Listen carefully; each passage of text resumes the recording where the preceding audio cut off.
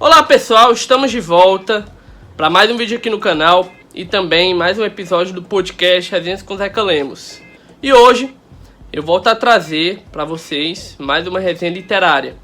E o livro que a gente vai comentar um pouquinho hoje aqui é a obra Cirandas de Pedra, da Lígia Fagundes Telles. Roda a vinheta!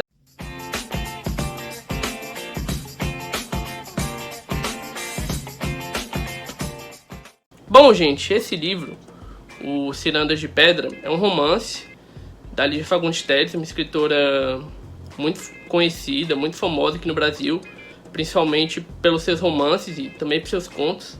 É tido como uma das principais contistas da literatura brasileira, né? Já venceu vários prêmios aqui no Brasil, também no exterior. Em 2005, ela foi premiada com o Camões, que é tido como o principal prêmio da literatura em língua portuguesa, né? E o Cirandas de Pedra, que foi o primeiro romance que ela publicou, foi o primeiro livro do gênero romance, de autoria dela, ele foi publicado inicialmente no ano de 1954, ou seja, já é um livro bem antiguinho, né?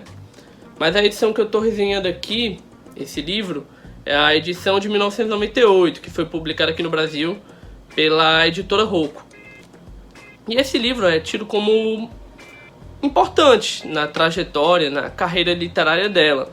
Ela que é paulista, e o Cirandas de Pedra, segundo o crítico literário Antônio Cândido, um dos maiores críticos literários que a gente já teve aqui no Brasil, né?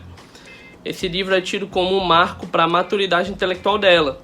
E é realmente um romance muito maduro, é realmente um romance muito preciso, é um romance muito forte.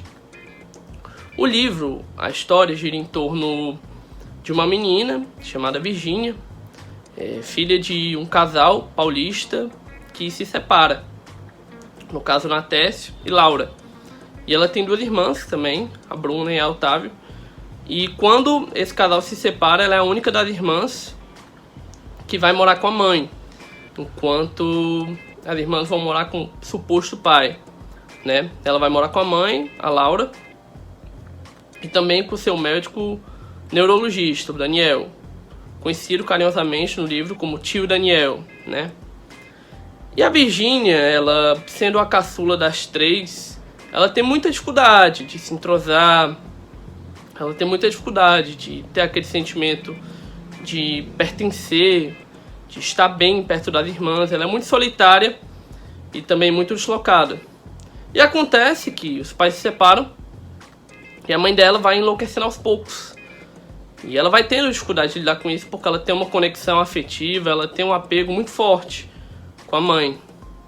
E após a mãe falecer, ela vai visitar a família, a casa do suposto pai, Natécio, uma mansão, um casarão em São Paulo, contra as irmãs, também os vizinhos, Letícia, Afonso, Conrado.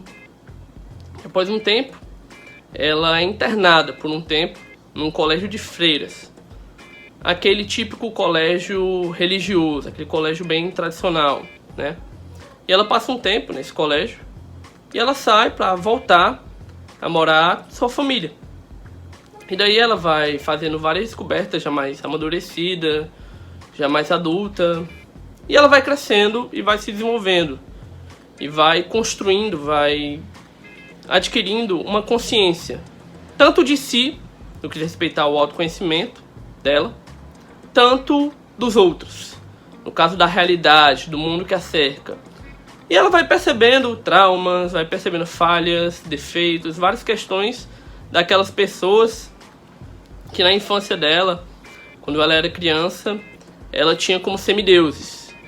Ela enxergava as irmãs, enxergava os vizinhos como pessoas muito superiores, pessoas muito mais inteligentes, em outro patamar.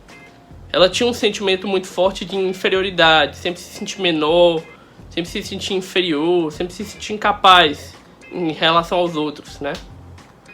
É interessante porque o livro, a trama, ela vai crescendo, ela vai se desenvolvendo como a personagem. Daí a gente tem uma característica muito importante do livro, que é o psicologismo. Os personagens, principalmente a protagonista, a Virgínia, eles são muito psicológicos. Os traços deles, o psicológico deles são muito explorados. as características, o desenvolvimento, as opiniões, os pensamentos, os sentimentos. E a gente vai acompanhando e vai se envolvendo com a personagem, com a Virginia. A gente vai percebendo o crescimento dela. Desde a criança que ela foi solitária, deslocada, sempre se sentindo excluída, inferior, até o desenvolvimento que ela tem de perceber a realidade do mundo, perceber como as pessoas são, perceber como as coisas são e perceber o valor que tem, sobretudo, né? Então, essa questão do psicologismo é fundamental para a gente acompanhar a história e entender o que acontece. E é um livro também de uma linguagem bem fluida. É uma linguagem acessível, não é uma linguagem, embora tenha sido escrita já há um bom tempo atrás, né? Foi publicado inicialmente na década de 50. Não é uma linguagem com muitas palavras difíceis, não é aquele livro que você tem tanta dificuldade de ler por ter um vocabulário mais denso. É um livro de linguagem bem acessível, mas que isso não impede que seja um texto bem trabalhado, que seja um texto muito bem desenvolvido e que, sobretudo, se criem belas metáforas durante o livro, né?